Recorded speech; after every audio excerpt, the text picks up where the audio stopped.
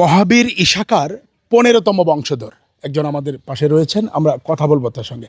আপনারা ইশাকার ১৫তম বংশধর। জি, আমি ইশাকার ১৫তম বংশধর। বংশধর কারা কারা আছেন এখন এই বাড়িতে? আমরা ইশাকার ১৫তম বংশধর হিসেবে ২-৩টা ফ্যামিলি এখানে বসবাস করতেছি। বসবাস করতে। এই বাড়িটা তো পুরোটা প্রত্যন্তত্ব বিভাগ নিয়ে গেছে। প্রত্নতত্ত্ব অধিদপ্তর ৯.৫ একর জায়গা অধিগ্রহণ করছেন। এর মধ্যে ওনারা দরবার হলটার সংস্কার করছে, আর কিছু খনন কাজ করছে। বাকিটা হয়তো নভেম্বর-ডিসেম্বরে আবার শুরু করবে আর কি। আচ্ছা, আমরা শুনছি যে এই বাড়িটা ছিল আপনার কোচ রাজাদের। না, এটা এই ইশাকা আসার আগে রাজা লক্ষণ হাজরা নামে এই এলাকায় বসবাস করতো। এটা স্কুলটা যেখানে, এই কুচ রাজার বাড়িটা ছিল ওই জায়গায়। পরে ইশাকা এই কুচ রাজারকে এখান থেকে বিতাড়িত করে পরে এখানে উনি দখল করে পরে এই বাড়িটা মূলত ইশাকা করছে। ইশাকা করছে এই পুরো বাড়িটা জি জি জি সেই মোগল আমলে। জি মোগল আমলে। আচ্ছা, এনে আপনার ওই মোগল আমলের কিছু স্মৃতি বা কিছু জিনিস আপনার কাছে আছে? জি, আমরা জানতে পারছি কি কি আছে এই জায়গায়? এখানে ইশাকার কিছু ছবি আছে।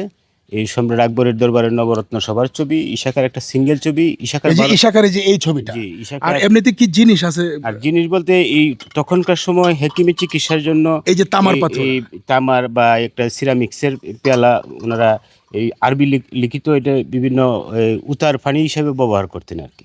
আচ্ছা আচ্ছা, মানে চিকিৎসা কাজে ব্যবহার করতেন। চিকিৎসা কাজে ব্যবহার। তার মানে আপনি বলতেছেন যে এই যে তামার পাত্র কিংবা এই যে সিরামিকের পাত্র, এটা সেই মোগল আমলে, জি, ওই মানে আমলে। 400 বছর আগে জি জি 400। এই ইশাকা ব্যবহার করতো জি, এই জি, পাত্রগুলি। এই পাত্রগুলি এখনো আপনারা ধরে রাখছেন জি, জি, জি। 15তম বংশধর হিসাবে।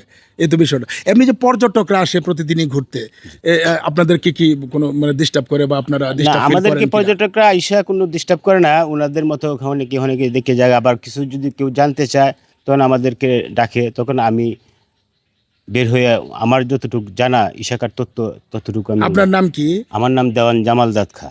দেওয়ান জামাল দাদ খান, তিনি ইশাকার 15তম বংশধর। এই যে ইশাকা, এই যে ছবিটিতে দেখছেন, আসলে তিনি যে কথাটি বলছেন খুব ভালো লাগলো, যে পর্যটকরা যখন এখানে আসেন ওনাদেরকে যখন জিজ্ঞেস করে, ওনারা অনায়াসেই এই গল্পগুলি বলেন যে তারা ইশাকার বংশধর, পাশাপাশি ইশাকা কেমন ছিলেন এই ছবিটা বের করে দেখান।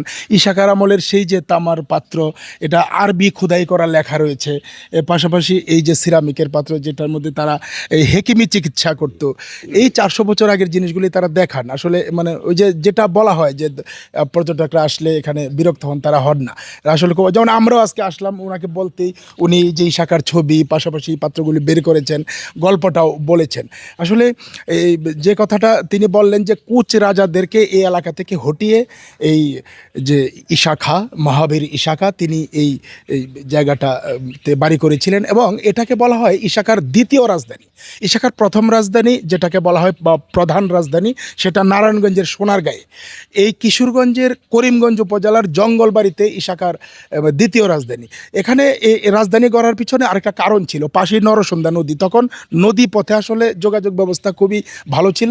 এই নদীর পাড়ে তিনি এই বাড়িটা স্থাপন করেছিলেন এবং এখানেই তিনি থাকতেন। এখান থেকে অনেক যুদ্ধও পরিচালনা করেছেন।